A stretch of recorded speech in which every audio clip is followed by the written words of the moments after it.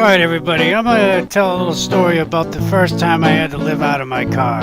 I just got accepted into a job in construction in about 2007, and unfortunately that was around the time we lost our house to the bank. But I just started a 5-year apprenticeship, and it was gonna supposedly give me a world of opportunities. So the first few months, I was doing that job. I had to live in the back of my car near the job site. And I was able to take showers at a friend's house and do that, and until I eventually found a place. It was just a few months until about the fall, so it wasn't terrible. It wasn't the dead cold of winter. But still, this car was a great car. It was a 98 Corolla, Toyota Corolla, and it did its job, and I loved it. I was happy to have a car. I had a bunch of other cars before this I could talk about sometime. There was nothing super about this. It was stock. I tried to get it nice tires and nice this and nice that, and I loved having a car. I loved having the freedom, and it reminds me of the times that I was just working all the time and just doing the best I could. And with the seats back, it was pretty comfortable. It wasn't too tough to sleep in there. And the other thing was, traffic to work was terrible anyway. If you just slept in the car by the job site, you were fine. It was easy to get back and forth. So that was the first time I lived out of my car, and I worked hard, saved my money.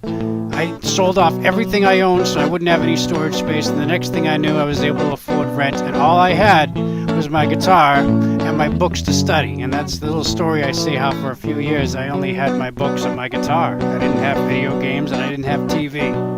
I had to work my way out of that situation. Not a lot of people liked when I showed up on the job site with it, though, so it got smashed up and fell apart just a year after I got the job.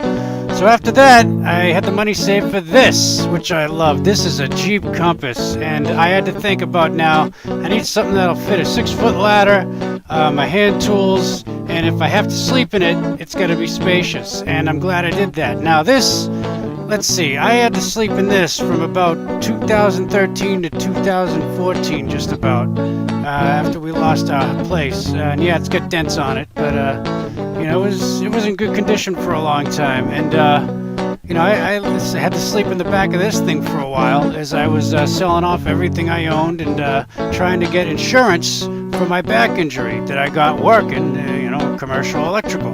And they just gave me a phone number and told me I had to wait for health insurance. So I had to wait almost a year. I don't think I got seen until the end of 2013. So I did the best I could. I was in this through part of the winter. I slept on top of heat packets, hand warmers, and that helped. And my girlfriend, I was talking to her about what was going on, and she knew what was up, and she helped me out a lot, and helped me stay with her for a while.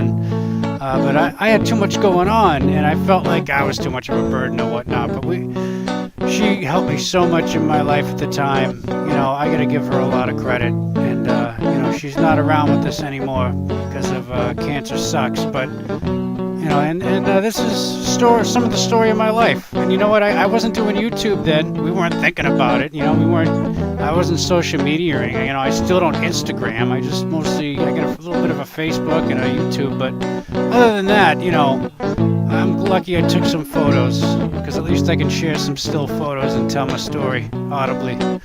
So anyway, there, if you were bored and you wanted to hear a story of somebody's life being all hectic and up and down and crazy, well, you're not alone. Struggle's real. I'd like to think that there's some affiliate links I could put in the description if anybody wants to buy a Jeep or a Toyota, Maybe I could be a car salesman online too. I don't know. Is there a video game? Is it for that? You gotta laugh. You gotta laugh. Thanks for watching my videos, everybody. Bye-bye.